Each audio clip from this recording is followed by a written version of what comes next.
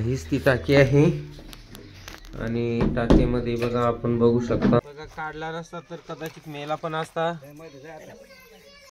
अंगणवाडी कुठं आहे रे? साप आहे ना? बघा आपण अंबानेर राजपाडा इथे बघा एका हौदामध्ये एक साप पडलेला आहे। तर त्यांनी दिसता क्षणी मला कॉल केलेला आहे। आपण बघा लागणारं साहित्य घेऊन आलेलो आहे। तर चला बघू आपण साप कुठं आहे आणि त्याची संपूर्ण माहिती तुम्हाला यूट्यूबला बघायला भेटेल। चला बघा आपण एक साप रेस्क्यूसाठी आलेलो आहे।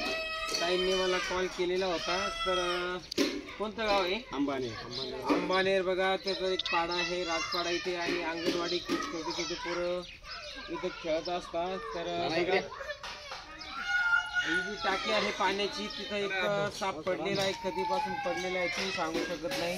तरी पण चला तुम्हाला जवळून दाखवण्याचा प्रयत्न करतो। हे बघा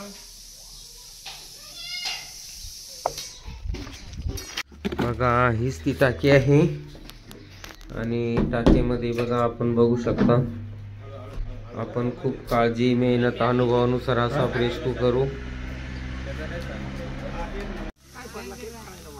बघा काढला नसता तर कदाचित मेला पण असतं।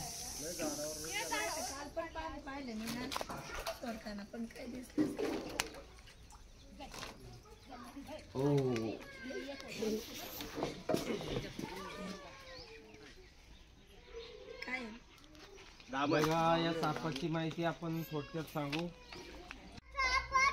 बघा हा जो साप आहे याला धामण या नावाने ओळखलं जातं। याचं इंग्लिश मध्ये इंडियन रॅट स्नेक, काही ठिकाणी घोडा पचड या नावाने सुद्धा ओळखलं जातं।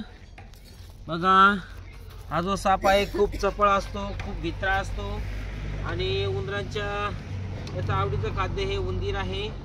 उंदराच्या शोधासाठी अर्धा ते 1 किलोमीटरवरून सुद्धा येत असतो। बघा आपण धामण सापाचे जे 6 प्रकार असतात ते आपण साईडला स्क्रीनवरती टाकत आहे आणि याचं आवडीचं खाद्य उंदीर बेडूक। बघा झाडावरती चढून कदाचित टाकीमध्ये पडलेला असावा। बघा काढला नसता तर कदाचित मेला पण असता।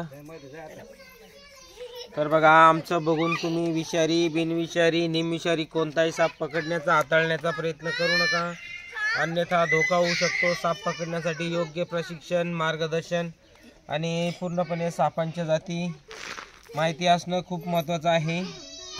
बघा त्याला आपण एका कापडी पिशवीमध्ये पॅक केलेलं आहे। काही वेळातच आवाढव्य अशा निसर्गामध्ये रिलीज केलं जाईल। तत्पूर्वी माझ्या चॅनलला एकदा लाईक, मित्रांसोबत शेअर आणि सबस्क्राईब करायला विसरू नका, जेणेकरून तुम्हाला नवीन नवीन सापाच्या जाती माहिती या सर्व तुम्हाला माझ्या यूट्यूब चॅनलवर बघायला भेटतील। जाऊया जंगलात रिलीजसाठी। धन्यवाद।